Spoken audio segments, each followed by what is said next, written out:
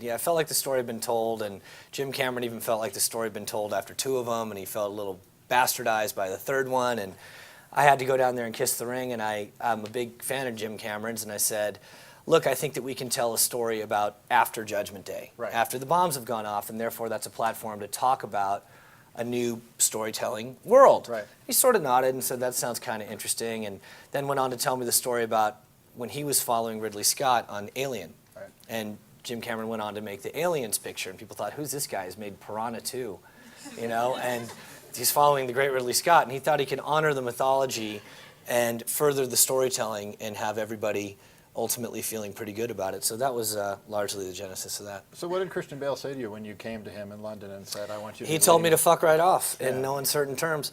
He, you know, he's a very methodical guy who wants to see it on the page, and the script was soft, but I had a vision for the movie, and he said, get the script to a place where we can just read it without any bells and whistles, and then we'll have something to talk about. And let's make sure the character arcs out very cleanly, where the character begins in this place, has to experience a great many story points, and then finishes the film in a decidedly different place. Right. And that's a fair challenge, and we hadn't fleshed that out to a high enough degree, so I went back to work on it, and we came up with the idea of the genesis story of his character, John Connor, who, when we meet him, is not the leader of this human resistance, and has to prove his mettle and earn it every step of the way, and through a bizarre set of circumstance becomes the leader of the resistance. But also I had to get into theme and what the movie was ultimately all about. And we live in a pretty dangerous world. Nowhere could it be more emotional than to look out that window and realize how dangerous the world can be on occasion. And if we're not careful, we could contribute to our own demise, which is a wonderful, dramatic platform. We all love Raging Bull because, oh, Jake LaMotta, he's crazy, and that's why he's getting a box, and I never went down, Ray.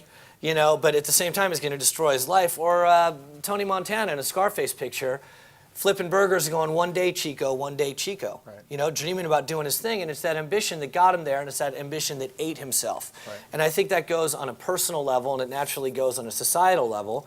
And I think Oppenheimer being the great example of, hey, let's split the atom, it'll be the most important scientific achievement of our time, but it can definitely give rise to some serious problems if mismanaged. So here we are with all this technology, and I'm always talking about how in the 70s and the 80s what was science fiction is indeed here now. Right. We've all got BlackBerries in our pocket where if you misspell a word, it corrects the word. I think they're Nokia smartphones. Oh, they are indeed Nokia smartphones.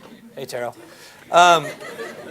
You know, where that is there, and we're all living with it. And just, you know, from the ABS brakes in your car to the GPS that tells you where to go, and the dependency that we have on all of that. And you can imagine a world where if that were stripped away, or somebody in North Korea acted up, or the Arab-Israeli conflict got a little hotter, or whatever, that it's not as safe as we'd all like it to be. So it's just a thinly veiled cautionary tale of, don't be an idiot, and let's just sort of look out for each other. The world is a very delicate place. Humanity is a very delicate thing, and away we go. Yeah.